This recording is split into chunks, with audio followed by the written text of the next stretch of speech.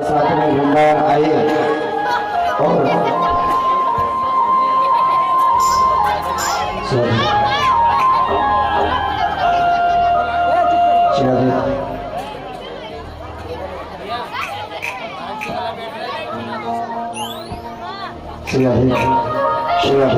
श्री श्याम भगवान श्री कृष्ण नंद बाबा आदि के साथ में वृंदावन श्री राम वृंदावन पधारे। वृंदावन में रहने लगे। वृंदावन में अनेक प्रकार की लीला किया भगवान ने। वृंदावन में जो यमुना मैया है, यमुना में एक नाग रहता था, कालिया नाग। कालिया नाग जो है श्री राम वृंदावन में यमुना जी में रहता था और भगवान श्री कृष्ण गौचारण लीला करते हैं वृंदावन में। भगवान ने मैया से कहा, मैया मुझे गैया चराना है। मैया ने कहा, देख तो अभी छोटा है, छोटे से बच्चे को गैया चराना नहीं चाहिए, गैया भाग जाएंगी, भागेंगी तो पकड़ नहीं पाओगे, इसलिए तुम अभी बछड़ों को चराना सीखो। कन्हैया ने कहा, ठीक है मैया। बछड़ों को चराने जाने लगे। धीरे धीरे जब बड़े हुए तब कन्हैया ने कहा, अब मैं गैया चराऊंगा। मैया ने कहा, ठीक है। अब गैयों को बछड़ों को लेकर के कन्हैया अपने मित्र मंडली के साथ जाते और इनके जो मित्रगण थे जो कुछ मिलाते उसको ये खा लेते, जूठा मोटा खाते। ब्रह्मा जी ने देखा कि क्या ये वही भगवान है जिनके हम स्तुति करने गए थे गर्भ में जब थे। तो अगर ये भगवान को जूठा कैसे खाते हैं, क्योंकि भगवान को भोग लगाने का बड़ा विधान है, बड़ी प्रक्रिया है हमको भोग लगाने की। तमाम प्रकार के वेद मंत्रों का उच्चारण करो, फिर कहो तुरीयम वस्तु गोविंद तुभ्यमेव समर्पये ग्रहण सुमुखो भूत्वा प्रसीद परमेश्वर। तब भी तो भगवान जल्दी आते नहीं, खाते नहीं। तो फिर ये भगवान है, अगर तो इन ग्वाल वालों के साथ झूठा मूठा क्यों खाते हैं? इस तरह सोचा ब्रह्मा जी ने और परीक्षा लेने के लिए गए और जाकर के ब्रह्मा जी ने सारी गैयों को ग्वालों को चुरा लिया। देखा है भगवान कृष्ण कैसे बोले भगवान है। तो फिर एक मित्र ने से पूछा, क्या लेकर के? बोले कढ़ी। तो कढ़ी की पकौड़ी 3 दिन पुरानी कढ़ी लेकर के, आधी पकौड़ी अपना खाता है और आधी कन्हैया को खिलाता। कन्हैया बड़ी अच्छी कढ़ी बनी, मेरी में क्या कढ़ी बहुत अच्छी बनाती है। इस तरह जब झूठा खाते देखा, झूठा तो भगवान झूठा खाते नहीं, कभी शुद्ध सात्विक स्वच्छ भोजन करते हैं, प्रसाद पाते हैं। ऐसे देख करके ब्रह्मा जी को मोह हो गया। पर ब्रह्मा जी ने क्या किया? ब्रह्मा जी ने उनके सारे बछड़ों को ग्वालों को चुरा लिया। कृष्ण कन्हैया ने सोचा कि जिन ब्रह्मा को मैंने बनाया वो ब्रह्मा आज मेरे सामने चतुराई कर रहे हैं। भगवान ने वैसे ही ग्वाल, वैसे ही गैया, वैसे ही बछड़े बना करके और फिर से 1 वर्ष तक वैसे ही सब लोग लीला करते रहे। ब्रह्मा जी ने सोचा 1 वर्ष व्यतीत हो गया, चल करके देखे कि गोकुल में वृंदावन में चल करके देखे क्या हाल है। आकर के देखा वही बछड़े, वही ग्वाल, वही गैया नीचे कृष्ण कन्हैया के संग में वही लीला करते जा रहे हैं। ऊपर देखते हैं अपने सत्यलोक में वही बछड़े, वही गैया, वही ग्वाल सब बंधे हैं और पृथ्वी पर देखते तो वही गैया, वही बछड़े, वही ग्वाल कृष्ण कन्हैया के साथ में सब खा पी रहे हैं, मौज मस्ती कर रहे हैं। ब्रह्मा जी मोहित हो गए। ब्रह्मा जी ने भगवान से क्षमा मांगी। नौमी कृति प्रभुषे दरिदंबराय, हे प्रभु हमको क्षमा कर दीजिए। कैसे? बोले उच्चे परम गर्भगतस्य पादयो किम कल्पते मातुरधोक्षजागसे। हमको क्षमा कर दो। जैसे गर्भगत शिशु अपनी माँ के पेट में पैर चलाता है और माँ अपने बालक को कभी दंड नहीं देती, क्षमा कर देती, ऐसे गर्भगत शिशु जान करके हमको क्षमा कर दीजिए। भगवान ने कहा, तुमने हमारे भक्तों से हमको दूर रखा, इसलिए हम तुमको क्षमा नहीं करेंगे। तो ब्रह्मा जी ब्रजवासियों की, उन ग्वालों की, गैयों की महिमा गाने लगे।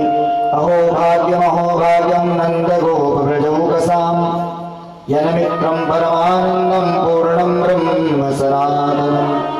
ब्रह्मा जी की महिमा, ब्रह्मा जी ने गोपी ब्रजवासियों की महिमा गाई। अरे धन्यहीन ब्रजवासियों के भाग्य, धन्यहीन नंद गोपों के भाग्य, नंद गांव वृंदावन के वासियों के भाग्य धन्य है जो आपके नंद गोप ब्रजौकसाम, ब्रज के भाग्य धन्य है जो आप नंद के छोरा होकर के लल्ला बनकर के इस ब्रज में पधारे। यह मित्रम परमानंदम, जहाँ परमानंद की प्राप्ति आप रहते हैं वहाँ परमानंद की प्राप्ति होती है। आप पूर्ण ब्रह्म हैं, सनातन ब्रह्म हैं, आप हमको क्षमा कर दीजिए। ब्रजवासियों की जब महिमा सुनी, भगवान ने कहा ठीक है जाओ, मैंने तुमको क्षमा कर दिया, कोई दंड नहीं दूंगा। पूर्ण रूप से क्षमा नहीं किया भगवान ने। सदभिषादिवभूतना विदकुला त्वामेव देवापिता, पूतना को क्षमा कर दिया था भगवान ने, बड़े से बड़े अपराधियों को क्षमा कर दिया, ब्रह्मा जी को क्षमा नहीं किया। कहा ठीक है जाओ, तुम्हें कोई दंड नहीं देंगे, लेकिन तुमने बहुत बड़ा अपराध किया।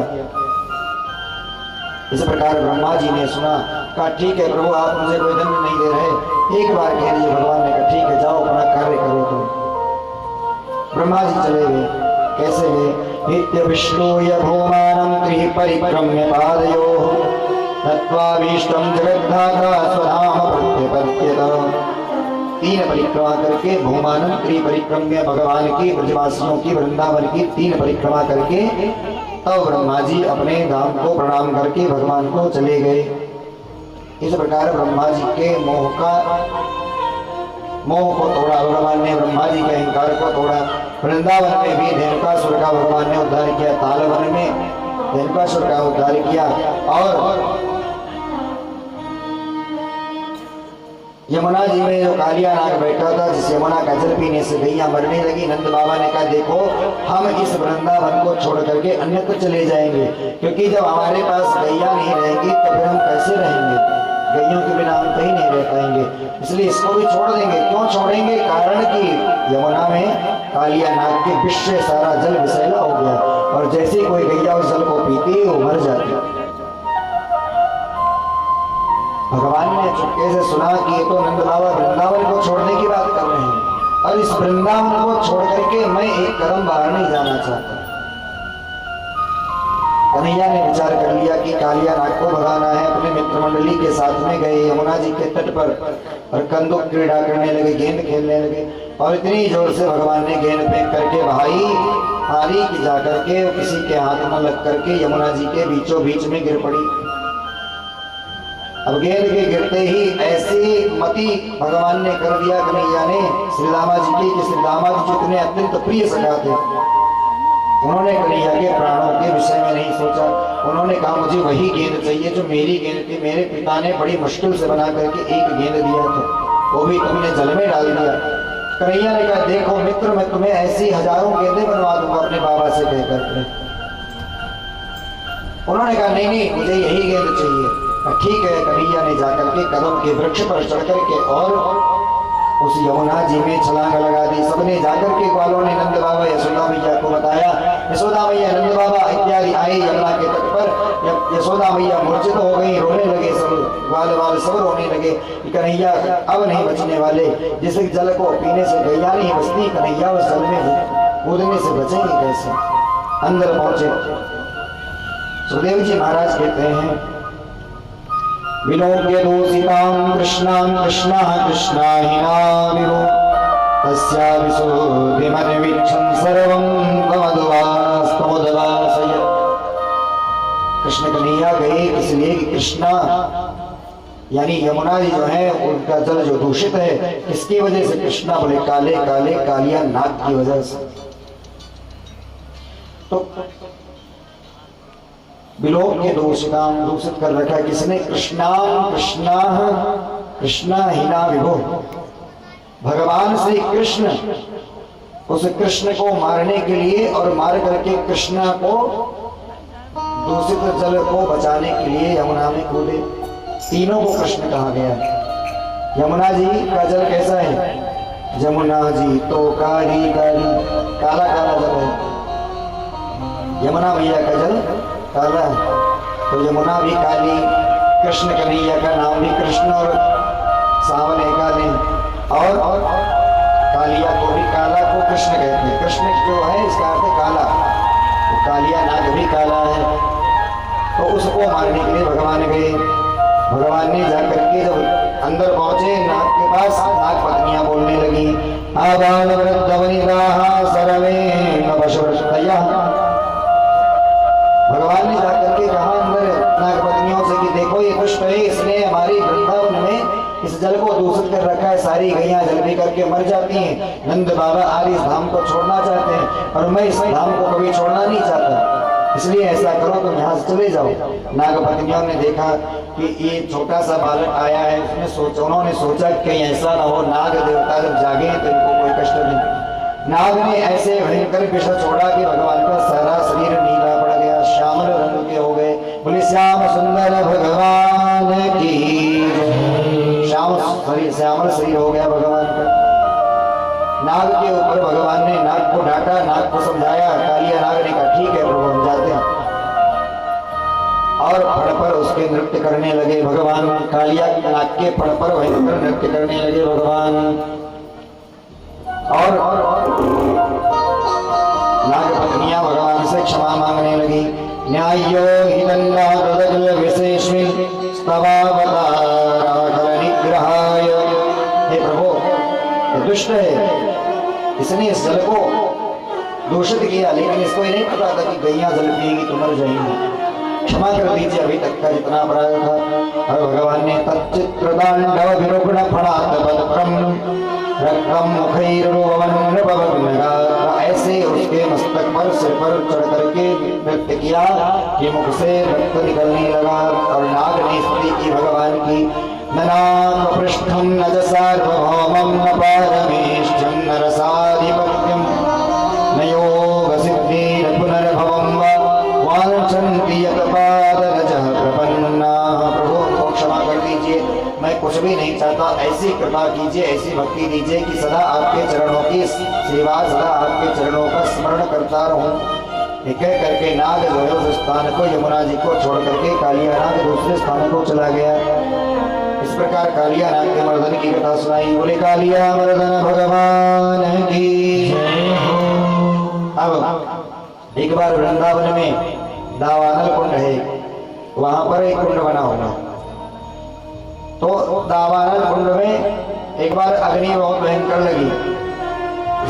वृंदावन में जब वन में जब अग्नि लग गई, तेज आग लग गई, बुझाने खूब कोशिश किया, सबने नहीं बुझा पाए। तो भगवान ने वहीं पर आवाहन करके अग्नि को बुझाने के लिए यमुना मैया को प्रकट किया, जिसका नाम पड़ा दावानल कुंड।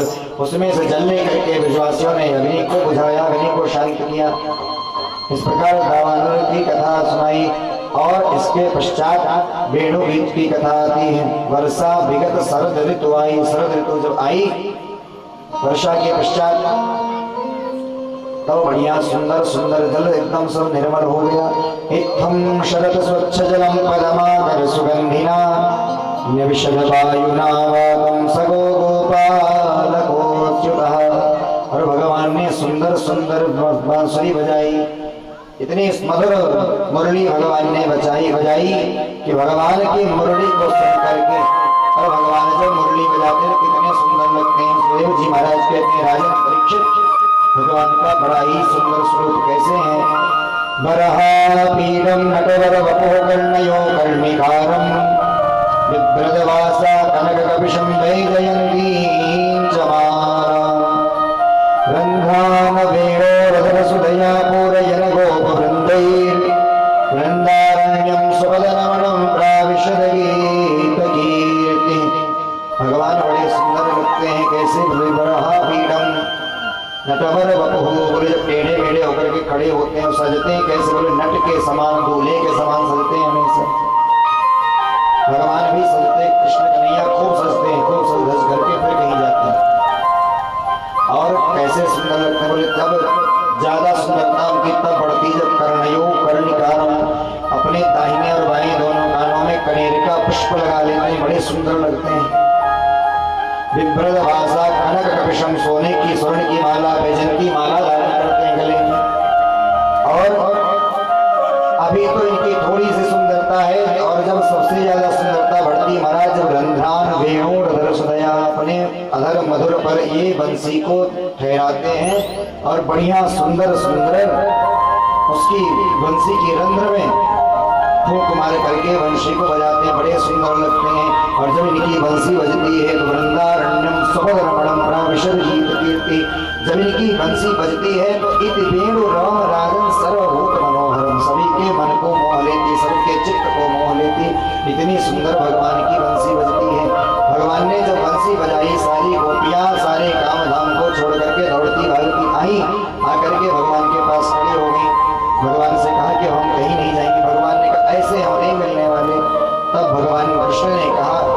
हमने बंसी बजाई, बंसुर दौड़ी चली आई, अच्छी बात, लेकिन ऐसे नहीं मिलते भगवान। तो मिलते हैं कब? जब यत्न करते हैं।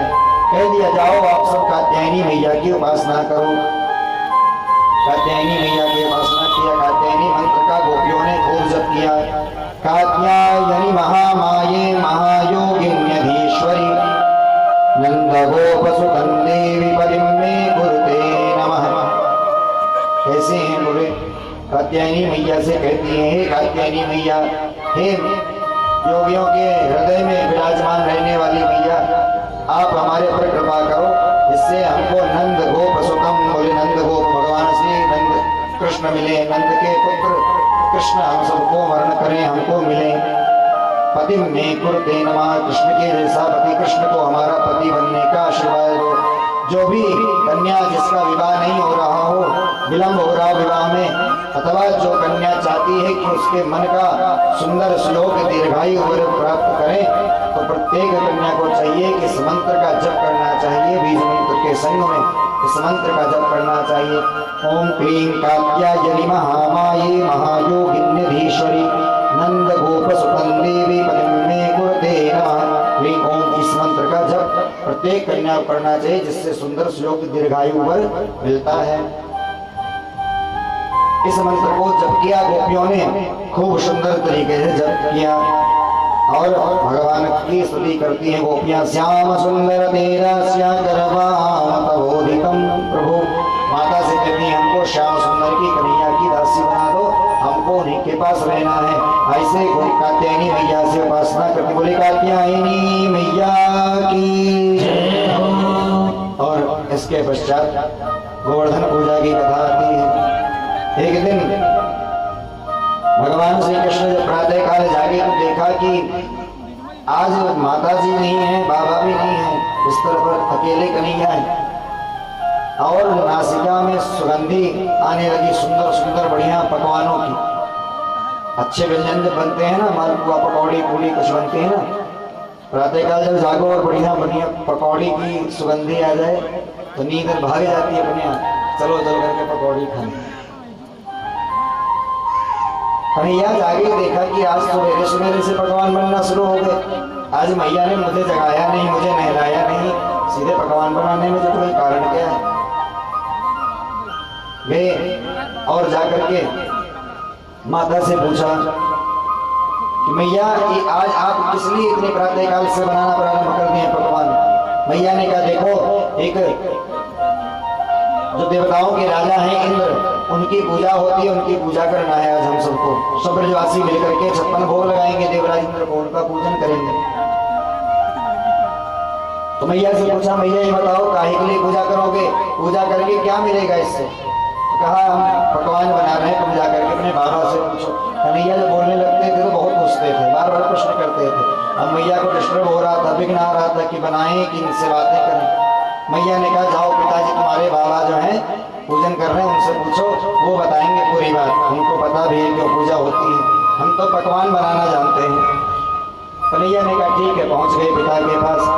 कथ्यतां मे पिता को यम संभ्रमो भागतः किं फलं कस्य चोद्देशः केन वा साध्यते मखः। पिताजी बताइए कि किस कारण से इतना कुछ उपाय किया जा रहा है, इतना मेहनत की जा रही है, पकवान बन रहे हैं। किम फलम कस्य च उद्देश्य, इसका उद्देश्य क्या है, इसका फल क्या है? ऐसे यज्ञ को करने से क्या फल मिलता है? नंद बाबा कहते हैं, परजन्यो भगवान इंद्रो मेघस्तस्यात्मूर्तयः प्रत्येभिवर्षन्ति भूतानां प्रीणनं जीवनं पयः। कन्हैया देखो, ये जो देवराज इंद्र है ना, देवताओं के राजा, ये इन्हीं के आदेश से जो मेघ बरसते हैं तो हमारी फसल होती है, वर्षा होती समय पर, इन्हीं की वजह से। परजन्यो भगवान इंद्रो, इसलिए प्रजा का पालन करने वाले जो इंद्र हैं हमारी रक्षा करते हैं, हमारा पालन करते हैं। हमारी समस्त इंद्रियों में देवता ही विराजमान है, इसलिए हम देवराज इंद्र की पूजा करते हैं। और कामा लोभा भया द्वेषा सबैना भवति शोभनम।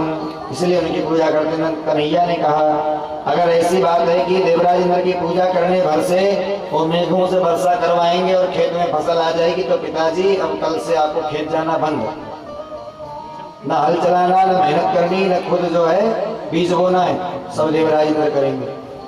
पिताजी ने कहा कैसी बात कर रहे हो? कन्हैया कहते हैं कर्मणा जायते जंतु कर्मणैव विलीयते सुखम दुखम भयक्षेमं कर्मणैवाभिपद्यते। देखो ये सब कर्म पर अधीन है, देवताओं की पूजा करनी चाहिए, लेकिन सब कुछ सोच लें कि देवता ही करते हैं, ऐसा भी नहीं है। इसीलिए भगवान ने गीता में कहा कर्मण्येवाधिकारस्ते मा फलेषु कदाचन। देखो तुम कर्म करो, फल की इच्छा मत करो। जब तुम अच्छा कर्म करोगे तो निश्चित है कि तुम्हें अच्छा फल भी मिलेगा। इसलिए नंद बाबा से कहा कि ऐसा करो, हमारी गैया जहाँ जाती हैं घास चरने, वो बढ़िया सुंदर एक पर्वत है, गोवर्धन जी महाराज नाम है उनका, उनकी पूजा करो, जिन पे सुंदर सुंदर हरी हरी घास खाती हैं गैया, और आकर के शाम को बढ़िया सुंदर दूध देती हैं और हम सब पीते हैं, मक्खन खाते हैं, दही खाते हैं और स्वस्थ रहते हैं। अब नंद बाबा के पुत्र कन्हैया ने जब इतनी बड़ी बात कही तो नंद बाबा को लगा मेरा बेटा, मेरा लल्ला बहुत ज्ञानी है, और उसकी बात को मान लिया और कह दिया कि जाओ जाकर के बता दो आज से इंद्र की पूजा नहीं, गोवर्धन जी की पूजा होगी। उन गोवर्धन नाथ की पूजा करने के लिए 56 प्रकार के व्यंजन बनवाए गए।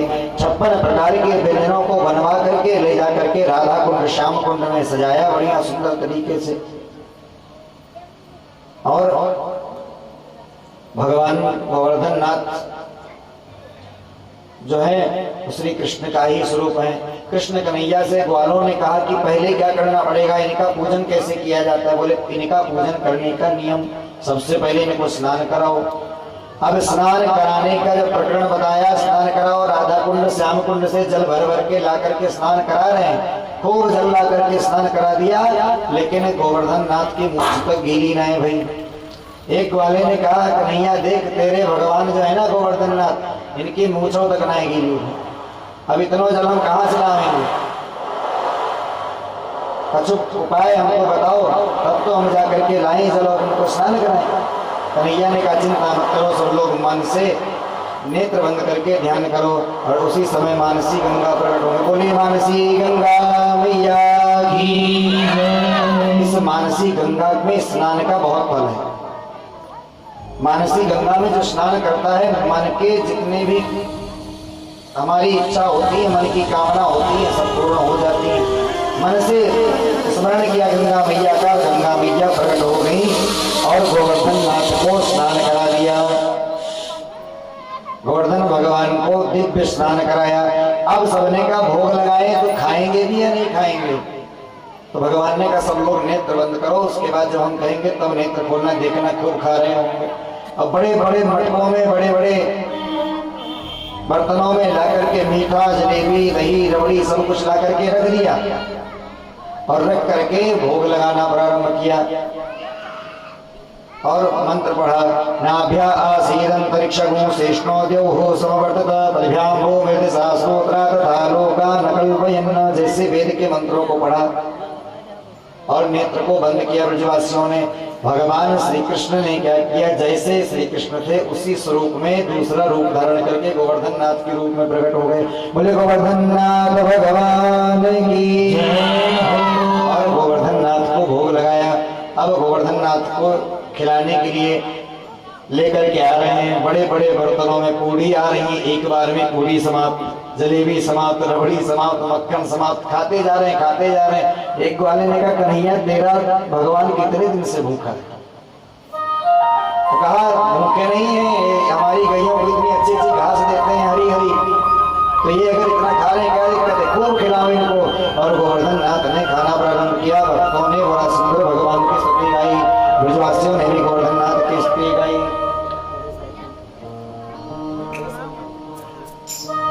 बोले गोवर्धन नाथ भगवान की जय। गोवर्धन गिरधारी जी सुध लेना हमारी, लेना हमारी सुध लेना बिहारी, लेना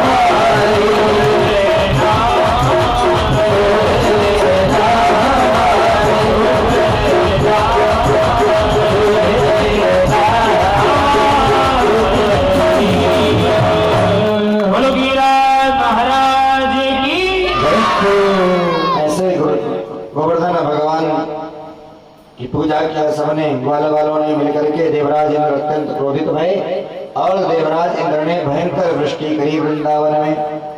ऐसी वृष्टि करी, मेघों को आदेश दिया जाओ जाकर के पूरे वृंदावन को बरसात करके बहा दो। अब जब बरसात करने के लिए मेघों को भेजा, मेघों को जब भेजा बरसात करने के लिए, बादल आए, गड़गड़ाहट की आवाज के साथ गरजने लगे, बरसने लगे। सारे ग्वाल वाल लौटते भागते कन्हैया के पास गए। कन्हैया देख, कहा कन्हैया देखो, ये तुम्हारे इन गोवर्धन नाथ के पूजन का फल मिला है। कौन सा? बोले इतनी भयंकर वृष्टि हो रही है कि अब हम किसकी शरण में जाएं, किसकी शरण में हम जाएं, तो समझ में नहीं आ रहा। कन्हैया ने कहा देखो, जिनका पूजन करे हो उन्हीं की शरण में चलो और उन्हीं से प्रार्थना करो। सबसे कहा नेत्र बंद करो, सबने नेत्र बंद किया। भगवान श्री कृष्ण ने कहा कि अब सब लोग आंखें खोल करके और हाथ लगवा करके इस पर्वत को उठवाओ। सबने हाथ लगा करके उठवाया। श्री कृष्ण कन्हैया ने कनिष्ठिका उंगली पर पर्वत को धारण कर लिया। गोवर्धन पर्वत के नीचे सारे भक्त रहे, सारी गैया, सारे ब्रजवासी उसी पर्वत के नीचे आ गए। सब वहीं पर रहते हैं। खूब सुंदर सुंदर व्यंजन बनते, भोजन प्रसाद बनते। सारे ग्वाल वाल आज कन्हैया को अपने हाथ से किसी न किसी दिन सब लोग मिलजुल करके खिलाते रहते हैं। 7 दिन 7 रात्रि व्यतीत हो गए। मेघों ने कहा देवराज इंद्र से कि महाराज अब हमारे पास जल बचा ही नहीं, अब हमारे बस का नहीं वृष्टि कर पाना। इंद्र ने कहा अच्छा, तो अब तक तो वृंदावन बह गया होगा, समुद्र बन गया होगा, प्रलय आ गई होगी। वहां पर आकर के देवराज इंद्र ने देखा कि यहाँ तो धूल उड़ रही है महाराज, वृंदावन में धूल उड़ रही है और यहाँ पर धूल ऐसी उड़ रही है कि एक भी जल की बूंद न गिरी होती। जब सूखी होती ना, वृष्टि नहीं होती और पूरी धूल सूखी होती, हवा चलती, धूल उड़ती है। देवराज ने जाकर के देखा कि यहाँ तो धूल उड़ रही है, यहाँ तो बिल्कुल कुछ भी अभी एक अंश तक गीला नहीं हुआ और सारी जल को गोवर्धन पर्वत ने रोक लिया। तो समझ गए देवराज इंद्र कि इस वृंदावन की, ठाकुर जी की, कृष्ण की महिमा अजब न्यारी है। और देवराज इंद्र भी क्षमा मांगने के लिए भगवान के पास आए। भगवान से देवराज इंद्र ने क्षमा मांगी कि प्रभु हमसे बहुत बड़ा अपराध हो। भगवान ने कहा चिंता मत करो, तुमने कोई अपराध नहीं किया, तुमने तो आज ऐसा कर्म किया कि जिसके कारण मेरे 3 भक्तों के, इन ग्वालों के सानिध्य में मुझको रहने का अवसर प्राप्त हुआ। इतनी बड़ी तुम्हारी कृपा हुई हमारे। 7 वर्ष के कन्हैया ने 7 दिन 7 रात्रि लगातार पर्वत को हाथ में उठा लिया और देवराज इंद्र ने कामधेनु गाय के द्वारा भगवान का अभिषेक किया और सभी लोगों ने भगवान की स्तुति की। फिर गोवर्धन भगवान को सबने भोग लगाया, खूब पूजन किया गोवर्धन भगवान का। भाई हम सभी सामने प्रसाद रखा, भी भोग लगाएंगे और खूब गोवर्धन जी की शरण में चलते। बोले गोवर्धन नाथ भगवान की। तू एक बार आजा गिरिराज की शरण में, गिरिराज की शरण में, महाराज की शरण में। कौन कौन चलेगा गिरिराज महाराज की शरण में? सब हाथ ताली बजा दो। तू एक बार आजा गिरिराज की शरण में, तू एक बार आजा गिरिराज की शरण में, तू एक बार आजा गिरिराज की शरण में, तू एक बार आजा गिरिराज की शरण में। गिरिराज की शरण में, महाराज की शरण में, गिरिराज की शरण में, महाराज की शरण में, गिरिराज की शरण में, महाराज की शरण में, गिरिराज की शरण में, महाराज की शरण में। तेरे पास सब कटे हो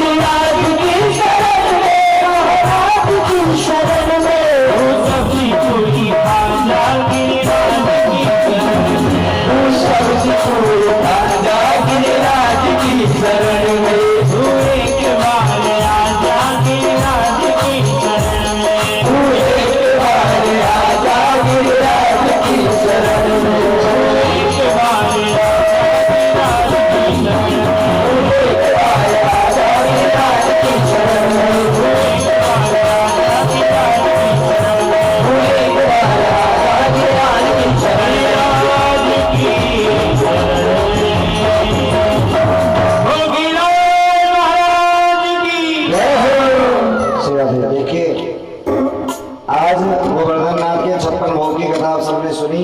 अभी ये 56 प्रकार का व्यंजन बना है, तो कढ़ी चावल सब कुछ, पूरी सब्जी हर चीज रहता है ना 56 प्रकार के व्यंजन में मिक्स करके आप सबको दिया जाएगा। आज 56 प्रकार के व्यंजन खाओ और कल कुछ मत खाना। क्यों नहीं खाएंगे जानते हैं क्या है कल? कौन कौन कल व्रत रहेगा एकादशी का? इतने लोग रहेंगे बस, और कोई नहीं रहेगा।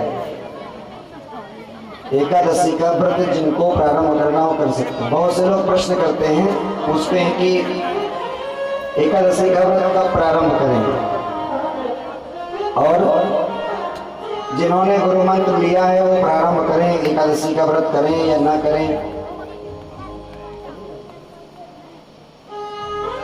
जो लोग पूछते हैं ना कि एकादशी का व्रत बिना गुरु मंत्र लिए कर सकते कि नहीं कर सकते, वो अगर व्रत प्रारंभ करना चाहते हैं तो देखिए माघ का महीना है,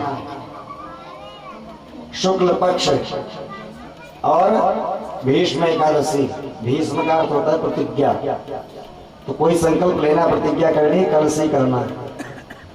ऐसा सुंदर पावन अवसर आया है, एकादशी का व्रत माघ शुक्ल एकादशी से प्रारंभ करें तो अत्यंत उत्तम माना गया, सबसे अच्छा माना गया, गुड बेटर बेस्ट में से बेस्ट माना गया। और एकादशी का व्रत किसको करना चाहिए? गुरु मंत्र लिए हो न लिए हो कोई बात नहीं। नारद पुराण में वर्णन आता है कि 8 वर्ष से लेकर के, जब मनुष्य 8 वर्ष का हो, चाहे वो बालक हो चाहे बालिका हो, 8 वर्ष की अवस्था से लेकर के 80 वर्ष तक एकादशी के व्रत का विधान है, व्रत करना चाहिए। इसलिए आज तो 56 प्रकार के व्यंजन खाओ, और कल से एकादशी का व्रत जो नहीं करते हैं वो एकादशी का व्रत प्रारंभ कर सकते हैं, प्रारंभ कर दो। और एकादशी का व्रत प्रत्येक भगवान के भक्त को करना चाहिए। तो एकादशी का व्रत अब बताइए कौन कौन रहेंगे कल? तो सारे मत उठ गए। अच्छा, इन लोगों में श्रद्धा नहीं है क्या? बहुत कम लोग हैं ना, इसीलिए कहते हैं लेडीज फर्स्ट। भजन पूजन कुछ भी करना हो सबसे आगे रहती माता। पुरुष बेचारे क्या करें, ड्यूटी करनी रहती, कमा करके न लाएंगे तो देवी जी उनके सिर पर चढ़ जाएंगे। बढ़िया, अच्छी बात है, करना चाहिए। कल एकादशी है, हमारा कहने का अर्थ यही है कि जिनको व्रत करना है, प्रारंभ करना है, ये संकोच न करें कि हमने गुरु मंत्र नहीं लिया तो व्रत नहीं कर सकते। नारद पुराण में स्पष्ट लिखा है 8 वर्ष की अवस्था से लेकर के और 80 वर्ष तक की अवस्था तक के सभी मनुष्यों को एकादशी का व्रत करना चाहिए, सभी प्राणियों को एकादशी का व्रत करना चाहिए। तो कल सभी लोग एकादशी का व्रत अवश्य रखें। अब एक भजन होगा, उसके पश्चात गोवर्धन नाथ की सुंदर आरती होगी। बोले भगवत्सल भगवान की। तो सभी अपने स्थान पर खड़े हो जाए।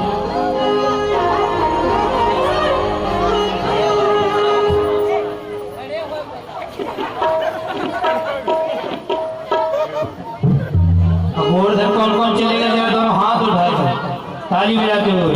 कौन कौन चलेगा? गोवर्धन को कौन कौन जाना चाहता है? परिक्रमा कौन कौन लगाना